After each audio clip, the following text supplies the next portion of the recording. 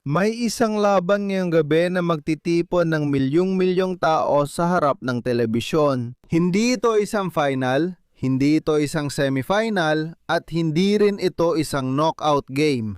Pero maari itong maging isa sa mga pinakapinapanood na laban sa buong unang araw ng World Cup. 2026. Dahil na yon magde-debut ang Estados Unidos, isa sa mga host, isa sa mga bansang may pinakamalaking pressure sa World Cup na ito. At sa kabila ay naroon ang Paraguay, isang koponan na bumabalik sa World Cup matapos ang maraming taon ng pagkawala at may dalang malaking pag-asa. Pero mag-ingat dahil kung pinapanood mo ang video na ito, malamang ay dumating ka dito dahil sa isang napakahirap na tanong. Saan mapapanood ng live ang Estados Unidos laban sa Paraguay? Anong oras ang laro sa inyong bansa? Saang channel ito ipapalabas? Dahil patuloy ang mga milyon-milyong tagahanga sa pagtatanong. At tandaan, dahil depende sa bansa kung saan ka nakatira, nag-iiba ng husto ang oras. Kaya manatili ka hanggang dulo dahil tatalakayin natin lahat ng oras sa Latin America, pati lahat ng opisyal na TV channels. Ang mga posibleng line-up, ang buong grupo, ang pinakabagong balita tungkol sa laban, at kung bakit maaari mas dikit ang laban na ito kaysa sa iniisip ng marami. Dahil paborito ang Estados Unidos, pero mag-ingat sa Paraguay, mag-ingat talaga dahil may isang bagay na hindi napapansin ng maraming tao. Kapag napag-uusapan ang Estados Unidos at si Christian Pulisic, kasama rito ang paglalaro sa sariling bayan at ang pressure bilang host. Pinag-uusapan si Mauricio Pochettino pero halos walang nagsasalita tungkol sa tunay na panganib. Gustavo Alfaro, ang coach ng Paraguay, isang coach na ilang beses nang napatunayan na marunong makipagkumpetensya sa ganitong mga torneo. At dahil doon, nagiging mas mahirap kalabanin ang Paraguay kaysa sa inaakala. Pero bago tayo magsimula sa pagsusuri, alamin muna natin ang impormasyong hinahanap ng lahat. Anong oras maglalaro ang Estados Unidos laban sa Paraguay? Tandaan mo ito, Argentina alas 10 ng gabi, Paraguay alas 10 ng gabi, Brazil alas 10 ng gabi, Venezuela alas 9 ng gabi, Colombia alas 8 ng gabi, Ecuador alas 8 ng gabi, Panama alas 8 ng gabi, Mexico alas 7 ng gabi, Guatemala alas 7 ng gabi, El Salvador alas 7 ng gabi, Costa Rica alas 7 ng gabi, Honduras alas 7 ng gabi, Puerto Rico alas 9 ng gabi, Canada, Toronto, alas 9 ng gabi. Cuba, alas 9 ng gabi. Espanya, alas 3 na madaling araw. Maraming tagahanga ang mapupuyat para manood. Pero sulit ito dahil debut ito ng isa sa mga host ng World Cup. Ngayon, ang malaman ng oras ay walang silbi kung hindi mo alam kung saan ito mapapanood. At narito na ang isa sa pinakamalagang bahagi ng video. Dahil nagbabago ang mga karapatan sa telebisyon depende sa bansa. Sa Estados Unidos, mapapanood ito sa Fox, FS1, Fox 1, Telemundo, Universo at Peacock. Sa Mexico, magiging available ito sa Canal 5, Azteca 7 TUDN at ViX. Sa Argentina, mapapanood ito sa Telefe, TIC Sports, D-Sports, DGO at mga kaugnay na platforma. Sa Colombia, magiging available ito sa Caracol, RCN, Caracol Play, D-Sports at DGO. Sa Ecuador, sa Teleamazonas, D-Sports at DGO.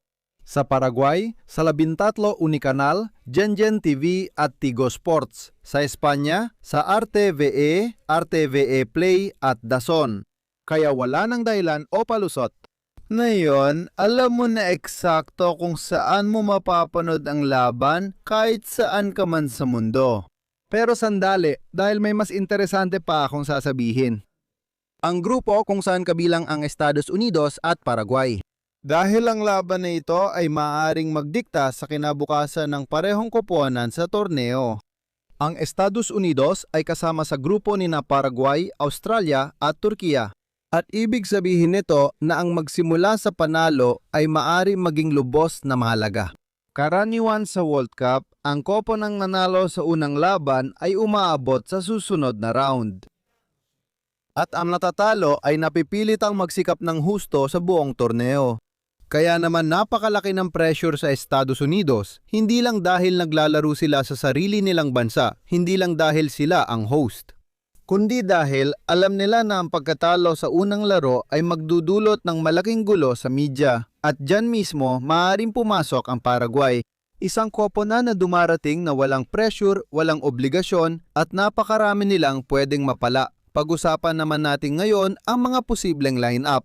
Dahil dito, maaring may mga sorpresa. Maaring magsimula ang Estados Unidos kina Matt Turner, Dest, Richards, Rim, Robinson, McKennie, Adams, Musa, Pulisic, Weah at Balogun. Isang kopo na may napakabilis na ritmo, napakabilis na bilis at mga manlalarong nagkokompetensya linggo-linggo sa Europa. Putik. Samantala, maaring tumugon ang Paraguay kina Gatito Fernandez, Cáceres, Balbuena, Alderete, Espinosa, Cubas, Galarza, Almiron, Enciso, Sosa, Sanabria at mag-ingat sa dalawang pangalan, Miguel Almiron at Julio Enciso, dahil sila ang mga futbolistang maaaring magbago ng laro para sa Paraguay. At tungkol nga sa kanila, may isang impormasyon, isang bagay na kakaunti lang ang nakakaalam. Dahil kapag pinag-uusapan ng lahat, si Christian Pulisic. Kapag pinag-uusapan ng lahat, si Balogun. Kapag pinag-uusapan ng lahat ang pressure sa Estados Unidos. May isang Paraguayanong futbolista na pwedeng magbago ng lahat. Julio Enciso. At mag-ingat dahil pinag-uusapan natin ang isa sa mga manlalarong may pinakamaraming talento sa buong South America, Julio Enciso. Isang futbolista na kayang gumawa ng isang play para makapuntos kahit wala sa hulog. Isang manlalaro na hindi kailangang kontrolin ang laro para maging mapagpasya. At iyan mismo ang pinaka-ikinabaha-bahala ni Pochettino.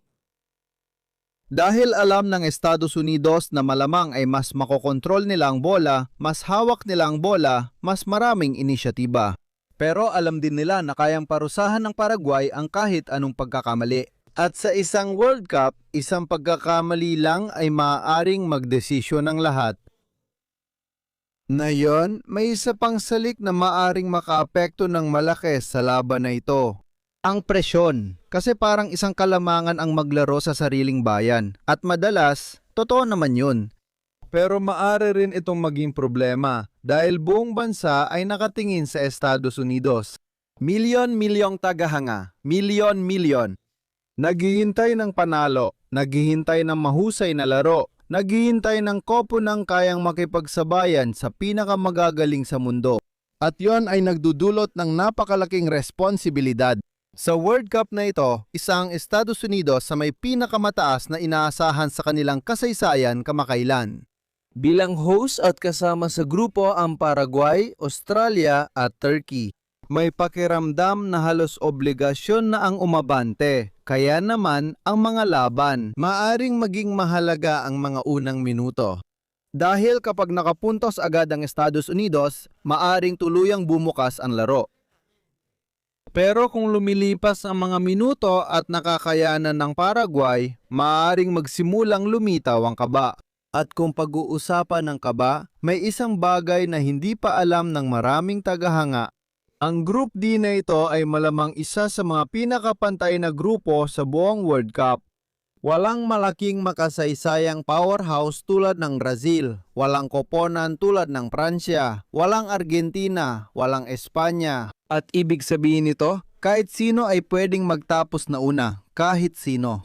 Estados Unidos ang paborito dahil silang host, pero ang Paraguay ay dumarating matapos ang isang kamangha-manghang qualifying phase. Dito nila nakuha ang mahalagang panalo. At nagtala sila ng mahabang sunod-sunod na laban na hindi natalo, kaya naman ang laban na ito ay mas mahalaga pa sa 3 puntos. Maaring maapektuhan nito ang kinabukasan ng grupo. Ngayon, dumako tayo sa pinakahuling balita tungkol sa lagay ng panahon dahil maaari rin itong maging mahalaga. Ayon sa mga pagtataya, inaasahan ang isang kaaya-ayang gabi sa Los Angeles. Banayad ang temperatura, walang inaasahang ulan. At halos perpektong mga kondisyon para maglaro ng football. Ibig sabihin, makikita natin ang dalawang koponan na maglalaban sa pinakamataas na antas ng pisikal na laro. At ito ay maaring pabor lalo na sa Estados Unidos dahil isa ito sa mga pinakamalalakas na sandata ng koponan ni Pochettino.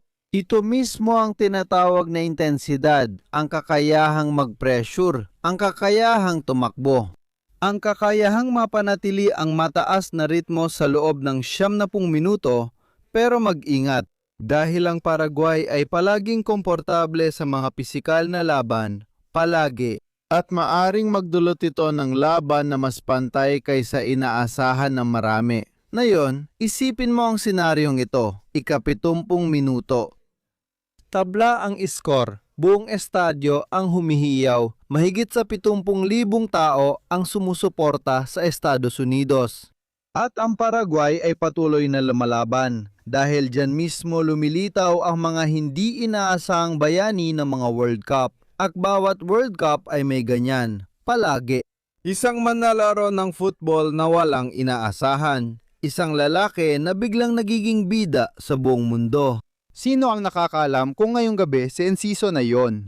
O Almiron, o Balogun, o Pulisic, dahil yan mismo ang nagpapaspecial sa isang World Cup. Hindi mo alam kung sino ang gagawa ng kasaysayan. Estados Unidos laban sa Paraguay. Unang araw ng World Cup 2026. Sa Los Angeles, milyon-milyong manonood ang nakatutok, kumpirmadong schedule para sa buong Latin America. At opisyal na pagsasaimpapawid sa Fox, Telemundo, Peacock, Channel 5, Azteca, 2DN, ViX, Telefe, Tai Chi Sports, Caracol, RCN, 13 Unicanal, Tigua Sports, RTVE, Daven. At ang iba pang opisyal na operator depende sa bawat bansa. Dahil ngayong gabi, hindi lang ito isang laro. Nagsisimula ang pangarap sa World Cup ng dalawang koponan. At sa loob ng ilang oras, malalaman natin kung sino ang unang magpapakita ng lakas sa Group D. At kung sino ang lalabas mula sa Los Angeles na may pakiramdam na isang hakbang na lang palapit sa paggawa ng kasaysayan.